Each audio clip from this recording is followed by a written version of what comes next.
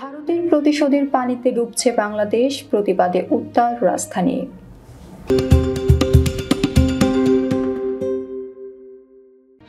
সাবেক পররাষ্ট্রমন্ত্রী আব্দুল মোমেন একবার সাংবাদিকদের জানিয়েছিলেন, আমাদের বিজয় ভারতের বিজয়, ভারতের বিজয় আমাদের বিজয়।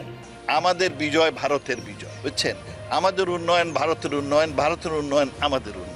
তার এই কথাটি সত্য ও সার্থক হতে পারত একটি শব্দ পরিবর্তন করলে, আর তা হলো শেখ হাসিনার বিজয় ভারতের বিজয়, ভারতের বিজয় শেখ হাসিনার বিজয়।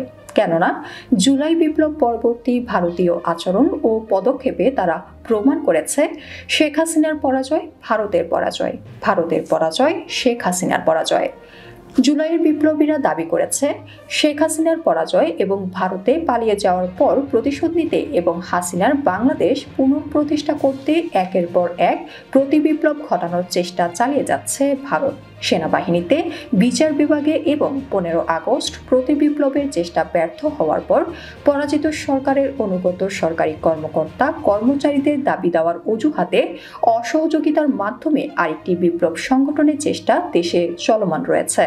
কিন্তু ছাত্র জনতা ও দেশপ্রেমিক শক্তির ঐক্যবদ্ধ প্রতিরোধের মুখে খুব বেশি সুবিধা করে উঠতে না পেরে ভারত প্রতিশোধ পরায়ণ হয়ে উঠেছে। প্রধান উপদেষ্টা ডক্টর মোহাম্মদ ইউনূস ক্ষমতা নেয়ার পূর্বে ভারতীয় টিভি চ্যানেলে দেয়া এক সাক্ষাৎকারে জানিয়েছিলেন, যদি বাংলাদেশ অস্থিতিশীল হয় তাহলে পার্শ্ববর্তী কেউ স্থিতিশীল থাকবে না।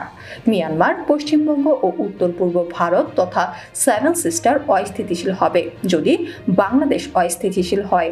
প্রধান উপদেষ্টার এই বক্তব্যের আনুষ্ঠানিক প্রতিউত্তর ভারতীয় মহল থেকে দেয়া না হলেও তার এই বক্তব্য যে সাম্রাজ্যবাদী দিল্লির বুকে তপ্ত লোহার পেরেকের মতো বিদ্ধ করেছিল তা সহজেই অনুমেয়। সে কারণে ভারতের দিক থেকে প্রথম ও কার্যকর আঘাত এলো উত্তর পূর্ব ভারত তথা সেভেন সিস্টার থেকেই, এবং সেটা হলো ভারতীয় পানি আগ্রাসনের মাধ্যমে 54টি নদী ভারতের মধ্য দিয়ে বাংলাদেশে প্রবেশ করেছে। আন্তর্জাতিক আইনে বাধ্যবাধকতা থাকলেও বাংলাদেশের কোনো অনুমতির তোয়াক্কা না করেই ভারত এই সমস্ত নদীতে এক বা একাধিক বাঁধ নির্মাণ করে শুকনো মৌসুমে পানি আটকে বাংলাদেশকে মরুকরণের দিকে ঠেলে দেয় এবং বর্ষা মৌসুমে একবারে এসব বাঁধ খুলে বাংলাদেশকে ডুবিয়ে মারে। ভারতে অতিবৃষ্টি হওয়ার অজুহাতে বাংলাদেশকে কোনরূপ তথ্য ও পূর্ব সতর্কতা ছাড়াই অকস্মাৎ বিভিন্ন বাঁধ ছেড়ে দিয়ে মোহরে গোমতী খোয়াই নদী পানি সুনামির মতো ঢুকেছে সীমান্তবর্তী ফেনী, কুমিল্লা, নোয়াখালী, ব্রাহ্মণবাড়িয়া, খাগড়াছড়ি জেলায়। পানি ঢুকতে শুরু করেছে সিলেট, হবিগঞ্জ, সুনামগঞ্জ, মৌলভীবাজার জেলায়। এই মুহূর্তে উত্তর পূর্ব ও দক্ষিণ পূর্ব বাংলাদেশ ইতিহাসের ভয়াবহতম বন্যায় ভেসে যাচ্ছে।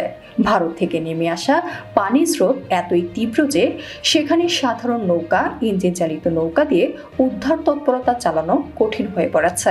একমাত্র স্পিডবোট ও হেলিকপ্টার ছাড়া উদ্ধার তৎপরতা চালানো যাচ্ছে না। কিন্তু স্পিডবোট ও হেলিকপ্টারে উদ্ধার তৎপরতা চালানোর অনেক সীমাবদ্ধতা রয়েছে।